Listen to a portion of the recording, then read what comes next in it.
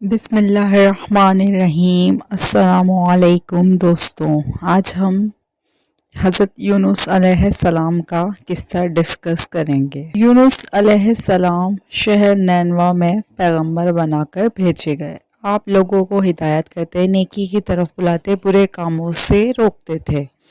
آپ قوم سمود کی طرف بھیجے گئے۔ اس قوم کے لوگ بتوں کی پوجا کرتے تھے۔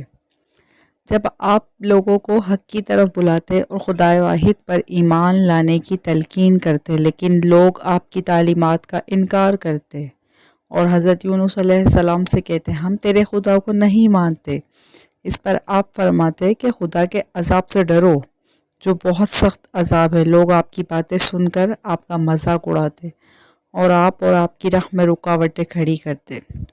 آپ نے قوم سمود کو راہ راست پر لانے کی بہت کوشش کی، لیکن بھٹکی ہوئی قوم پر آپ کی نصیحت کا کوئی اثر نہ ہوا، تو آپ کو یقین ہو گیا کہ یہ لوگ خدا پر ایمان نہیں لائیں گے۔ آپ مایوس ہو گئے۔ مایوسی کی حالت میں آپ نے قوم سمود کی تباہی و بربادی کے لیے بد دعا کی اور اس سرزمین سے نکل پڑے۔ چلتے چلتے دریائے فرات کے کنارے پہنچے تو دیکھا کہ ایک کشتی کنارے پر لگی ہے، لوگ اس پر سوار ہو رہے ہیں۔ ان کی دیکھا دیکھی آپ بھی اس پر سوار ہو گئے۔ جنہیں جانا تھا وہ سب سوار ہو چکے تھے۔ کشتی لوگوں سے بھر چکی تھی۔ اس کے بعد کشتی اپنی منزل کی طرف روانہ ہوئی۔ سمندر پرسکون تھا، آسمان بھی صاف تھا۔ مسافر اطمینان سے بیٹھے ہوئے تھے۔ جب کشتی بیچ سمندر میں پہنچی تو دیکھا کہ آسمان پر سیاہ بادل اٹھ رہے ہیں، پھر ہوائیں چلنے لگیں۔ ہوا اچانک طوفان کی شکل اختیار کر گئی۔ سمندر میں کشتی ڈگمگانے لگی، سمندر کی لہریں اوپر نیچے ہونے لگیں، بارش بھی شروع ہو گئی۔ طوفان کے جھٹکوں اور پانی کے تھپیڑوں سے کشتی کے ڈوبنے کا اندیشہ پیدا ہو گیا۔ کشتی میں بیٹھے ہوئے مسافروں میں سے ایک نے کہا، معلوم ہوتا ہے کہ کشتی میں کوئی ایسا شخص بھی سوار ہے جس سے کوئی بڑی غلطی سرزد ہو گئی ہے۔ جب تک ایسے شخص کو کشتی سے نہ نکالا جائے، کشتی کا صحیح سلامت رہنا محال ہے۔ وہ شخص کون ہے یہ بتانا مشکل ہے جب تک کہ وہ خود کو پیش نہ کرے۔ اس پر حضرت یونس علیہ السلام کھڑے ہو گئے اور کہا، میں ہی ہوں جس سے بڑی غلطی سرزد ہو گئی ہے، مجھے کشتی سے نکال دیا جائے تو آئی ہوئی مصیبت ٹل سکتی ہے۔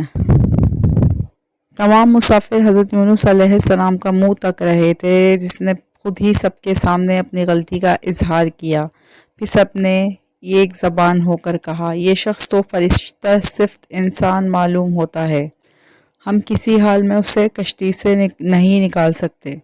مسافروں میں سے ایک نے تجویز پیش کی کہ قرآن اندازی کی جائے، جس کا نام پرچی میں نکلے وہی سزا کا مستحق ہوگا، ہم اسے کشتی سے نکال دیں گے۔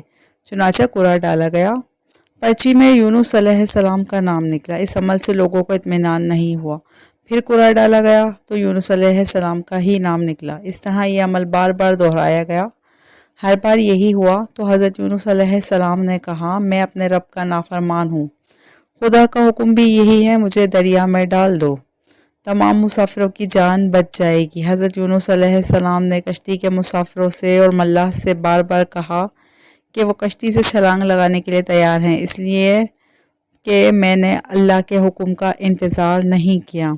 آخر کار کشتی کے مسافروں اور ملاح نے مان لیا اور حضرت یونس علیہ السلام کو دریا میں پھینک دیا۔